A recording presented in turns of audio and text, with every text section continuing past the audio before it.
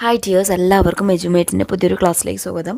ഇന്ന് നമ്മൾ എടുക്കുന്നത് സ്റ്റഡി 4 മോഡൽ ക്വസ്റ്റ്യൻ പേപ്പേഴ്സാണ്. മലയാളം സബ്ജക്റ്റിൽ വരാൻ ചാൻസ് ഉള്ള കുറച്ച് ക്വസ്റ്റ്യൻസുകളാണ് നമ്മൾ ഇന്ന് ഡിസ്കസ് ചെയ്യുന്നത് കേട്ടോ. അതിനു മുമ്പ് വീഡിയോ ആദ്യമായിട്ട് കാണുന്ന കൂട്ടുകാരുണ്ടെങ്കിൽ ഒന്ന് സബ്സ്ക്രൈബ് ചെയ്തേക്കണേ. അതുപോലെ നിങ്ങളുടെ കൂട്ടുകാർക്ക് ഷെയർ ചെയ്ത് കൊടുക്കാനും നമ്മളുടെ വീഡിയോ ലൈക്ക് ചെയ്യാനും കമൻറ്റ് ചെയ്യാനും ഒന്നും മറക്കല്ലേ. നമുക്ക് വീഡിയോയിലേക്ക് പോകാം. പ്രവർത്തനം ഒന്ന് നോക്കൂ. കഥ വായിച്ച് ചുവടെ കൊടുത്തിട്ടുള്ള ചോദ്യങ്ങൾക്ക് ഉത്തരം എഴുതുക. നമുക്കവിടെ ഒരു കഥ തന്നിട്ടുണ്ട്, അത് വായിച്ചിട്ട് കുറച്ച് ക്വസ്റ്റ്യൻസുകളുണ്ടാവും, അതിന് ഉത്തരം എഴുതാനാണ് പറയുന്നത് കേട്ടോ. നമുക്ക് കഥ വായിച്ചു നോക്കാം. സ്കൂളിൽ നിന്നും നാളെ വിനോദയാത്ര പോവുകയാണ്. രാത്രി ഒരുപാട് വൈകിയിരിക്കുന്നു. ഉറക്കം വരുന്നില്ലല്ലോ. തണുത്ത തെക്കൻ കാറ്റ് തഴുകി കടന്നുപോയി. കാറ്റിന്റെ സ്നേഹപൂർവമായ തലോടലിൽ നിദ്രയിലേക്ക് മയങ്ങിക്കിടന്ന എന്നെ തെക്കൻ കാറ്റ് മേഘത്തിന്റെ തുഞ്ചത്ത് കൊണ്ടുവച്ചു. മേഘം എന്നെയും കൊണ്ട് പറന്നു നടന്നു. താഴെ കടലുകൾ, പുഴകൾ, പൂന്തോട്ടങ്ങൾ, മണിമാളികകൾ, എന്തെല്ലാം കാഴ്ചകൾ! ഇതുതന്നെയല്ലേ വിനോദയാത്രയ്ക്ക് പോകുമ്പോൾ കാണാമെന്ന് ടീച്ചറും പറഞ്ഞത്? കടൽ കാണാൻ എന്ത് രസമാണ്! തിരമാലകൾ ഒന്നിനു പിറകെ ഒന്നായി കരയിലേക്ക്. പാർക്കിൽ പലതരം പൂക്കൾ വിരിഞ്ഞു നിൽക്കുന്നു. അയ്യോ, എൻ്റെ കൂട്ടുകാരല്ലേ അവിടെ കളിക്കുന്നത്? അവരെന്താ എന്നെ വിളിക്കാത്തത്? കൂട്ടുകാരെ, ഞാനുമുണ്ട്. ഉറക്കെ വിളിച്ചിട്ടും അവർ കേൾക്കുന്നില്ലല്ലോ. ഉച്ചത്തിലൊന്ന് കൂവി നോക്കാം. കൂ കൂ കൂ. എന്താ കുഞ്ഞുണ്ണി ഉറക്കത്തിൽ കിടന്ന് കൂവുന്നത്? രാവിലെ എണീക്കണം, കിടന്നുറങ്ങ്. അമ്മയാണ്. എന്താണ്? കുഞ്ഞുണ്ണിയുടെ സ്വപ്നമാണ് നമുക്ക് ഇവിടെ ഒരു കഥയായിട്ട് തന്നിട്ടുള്ളത് അല്ലേ. ഇനി അതിന് ബേസ് ചെയ്തിട്ടുള്ള കുറച്ച് ക്വസ്റ്റ്യൻസാണ് നമുക്ക് നോക്കാലോ. ഒന്നാമത്തെ ക്വസ്റ്റ്യൻ നോക്കൂ. കടൽ കാണാൻ എന്ത് രസമാണ്. ഈ വാചകത്തെ എങ്ങനെയെല്ലാം മാറ്റി എഴുതാം? എങ്ങനെയെല്ലാം മാറ്റി എഴുതാം? എന്ത് രസമാണ് കടൽ കാണാൻ. കടൽ എന്ത് രസമാണ് കാണാൻ. ഓക്കെ, ഈ രണ്ട് രീതിയിൽ നമുക്ക് മാറ്റി എഴുതാൻ വേണ്ടി കഴിയും. അടുത്ത ക്വസ്റ്റ്യൻ നോക്കൂ. ഉറക്കം എന്ന വാക്കിന് പകരം ഉപയോഗിക്കാവുന്ന മറ്റൊരു വാക്ക് കഥയിൽ തന്നെയുണ്ട്. അതെന്താണ്? എന്തായിരുന്നു മക്കളെ ഉറക്കം എന്നതിന് പകരം ഉപയോഗിച്ചിരുന്നത്? അതെ, നിദ്ര. ഇനി നെക്സ്റ്റ് ക്വസ്റ്റ്യൻ നോക്കൂ. സ്വപ്നയാത്രയിൽ കുട്ടി കണ്ട കാഴ്ചകൾ എന്തെല്ലാമാണ്? എന്തെല്ലാം കാഴ്ചകളാണ് കുഞ്ഞുണ്ണി സ്വപ്നത്തിൽ കണ്ടത് എന്നാണ് നമ്മളോട് ചോദിച്ചിട്ടുള്ളത് കേട്ടോ. എന്തെല്ലാം കാഴ്ചകൾ കണ്ടു? കടലുകൾ, പുഴകൾ, പൂന്തോട്ടങ്ങൾ, മണിമാളികകൾ, പാർക്കിൽ പലതരം പൂക്കൾ, പാർക്കിൽ കളിക്കുന്ന കൂട്ടുകാർ, കരയിലേക്ക് തിരയടിച്ചു വരുന്ന തിരമാലകൾ. ഇതെല്ലാം കുഞ്ഞുണ്ണി കണ്ട സ്വപ്നത്തിലുണ്ടല്ലേ. ഇനി നാലാമത്തെ ക്വസ്റ്റ്യൻ നോക്കൂ. കൂട്ടുകാർ പാർക്കിൽ എന്തെല്ലാം കളികൾ കളിച്ചിട്ടുണ്ടാകും? സങ്കല്പിച്ചെഴുതുക. കുഞ്ഞുണ്ണിയുടെ കൂട്ടുകാർ എന്തെല്ലാം കളികൾ കളിച്ചിട്ടുണ്ടാകും എന്നാണ് നമ്മളോട് ചോദിച്ചിട്ടുള്ളത്. എന്തെല്ലാം കളിച്ചിട്ടുണ്ടാവും മക്കളെ?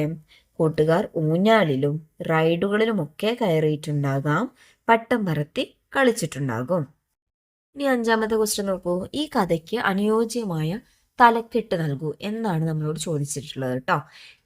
എന്തായിരിക്കും തലക്കെട്ട്?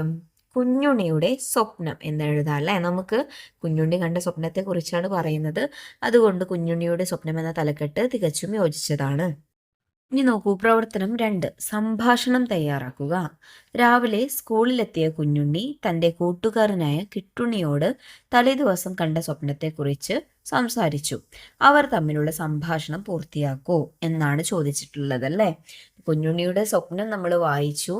അവൻ വിനോദയാത്ര പോകുന്നതിനെ കുറിച്ചാണ് സ്വപ്നം കണ്ടിട്ടുള്ളത് അല്ലേ. അപ്പം അത് അവനെ സ്കൂളിൽ വന്ന് അവൻ്റെ ഫ്രണ്ടായിട്ടുള്ള കിട്ടുണ്ണിയോട് പറയുന്ന രീതിയാണ് നമ്മളോട് എഴുതാൻ പറഞ്ഞിട്ടുള്ളത് കേട്ടോ. അവിടെ 2 സംഭാഷണങ്ങൾ തന്നിട്ടുണ്ട്. ബാക്കി അത് പൂർത്തിയാക്കണം നമ്മൾ.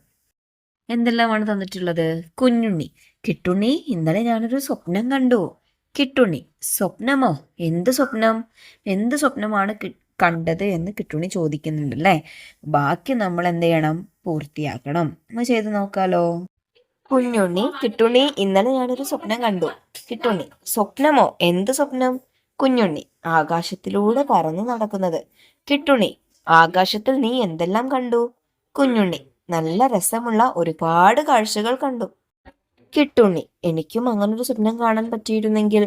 കുഞ്ഞുണ്ണി: നീ വിഷമിക്കണ്ട, നമ്മൾ സ്വപ്നതുല്യമായ ഒരു യാത്രയല്ലേ പോകുന്നത്. കിട്ടുണ്ണി: ശരിയാ, ഈ യാത്ര നമുക്ക് അടിപൊളിയാക്കാം. ഇങ്ങനെയാണ് നമ്മൾ സംഭാഷണം പൂർത്തിയാക്കിയിട്ടുള്ളത്. ഇനി നെക്സ്റ്റ് നോക്കൂ. പ്രവർത്തനം 3. കത്തെഴുതൂ. കത്തെഴുതാനാണ് പറയുന്നത് അല്ലേ. എന്തിനെ കുറിച്ച്? കുഞ്ഞുണ്ണിയുടെ വിനോദയാത്ര ഗംഭീരമായിരുന്നു.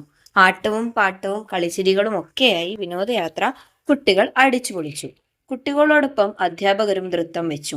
തിരുവനന്തപുരം മൃഗശാലയും കോവളം ബീച്ചും പത്മനാഭസ്വാമി ക്ഷേത്രവും കണ്ട് രാത്രിയോടെ അവർ തിരിച്ചെത്തി.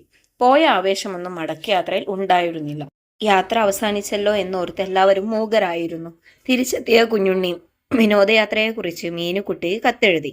എങ്ങനെയായിരിക്കും ആ കത്ത്? എഴുതൂ എന്നാണ് പറഞ്ഞിട്ടുള്ളത് അല്ലേ?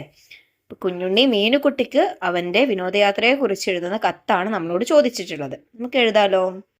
നമ്മൾ എന്താണ് ഒരു കത്ത് എഴുതുമ്പോൾ നമ്മൾ എന്തായാലും സ്ഥലവും അതുപോലെ തന്നെ തീയതിയും ഡേറ്റും എഴുതണം. അത് നിർബന്ധമാണ്. പിന്നെ ആർക്കാണ് എഴുതുന്നത് എന്നും എഴുതണം കേട്ടോ. പ്രിയപ്പെട്ട മീനുകുട്ടിക്ക്, നിനക്കവിടെ സുഖമാണെന്ന് കരുതട്ടെ. ഞങ്ങളുടെ വിനോദയാത്രയുടെ വിശേഷങ്ങൾ പറയാൻ വേണ്ടിയാണ് ഞാൻ ഈ കത്തെഴുതുന്നത്. യാത്ര വളരെ രസകരമായിരുന്നു. യാത്രയിലുടനീളം ആട്ടവും പാട്ടവും കളിച്ചിരികളുമായി ഞങ്ങൾ ശരിക്കും അടിച്ചു പൊളിച്ചു. ടീച്ചർമാരും ഞങ്ങളോടൊപ്പം ഡാൻസ് കളിച്ചു. ഞങ്ങൾ ആദ്യം പോയത് തിരുവനന്തപുരം മൃഗശാലയിലേക്കാണ്. എത്രയെത്ര മൃഗങ്ങൾ! കടുവയെയും സിംഹത്തെയും കണ്ടപ്പോൾ എനിക്ക് പേടിയായി. ഒത്തിരി പക്ഷികളും കുരങ്ങന്മാരും ഉണ്ടായിരുന്നു. നിനക്ക് മൃഗങ്ങളെ ഇഷ്ടമല്ലേ? പത്മനാഭസ്വാമി ക്ഷേത്രത്തിലെ വലിയ ഗോപുരവും ശില്പങ്ങളും എന്ത് രസമാണെന്നോ. കോവളം ബീച്ചിലിറങ്ങി ഞങ്ങൾ കുറെ നേരം കളിച്ചു. രാത്രിയോടെയാണ് ഞങ്ങൾ തിരിച്ച് സ്കൂളിലെത്തിയത്. പോയപ്പോഴുള്ള ആവേശമൊന്നും മടക്കയാത്രയിൽ ആർക്കും ഉണ്ടായിരുന്നില്ല. യാത്ര തീർന്നല്ലോ എന്നോർത്തപ്പോൾ എല്ലാവർക്കും വിഷമമായി. എന്നാലും ഈ യാത്ര ഒരുപാട് നല്ല ഓർമ്മകൾ തന്നു. അടുത്ത തവണ വിനോദയാത്ര പോകുമ്പോൾ നീ എന്തായാലും വരണം. കത്ത് ചുരുക്കുന്നു, സ്നേഹത്തോടെ കുഞ്ഞുണ്ണി. അപ്പൊ ഇങ്ങനെയാണ് ഒരു കത്ത് എഴുതേണ്ടത് കേട്ടോ. കത്തെഴുതുമ്പോൾ പ്രധാനമായും ഡേറ്റും അതുപോലെ സ്ഥലവും ആർക്കാണോ എഴുതുന്നത് എന്നും അവസാനം ആരാണ് എഴുതിയത് എന്നും മറക്കാതെ എഴുതണം കേട്ടോ.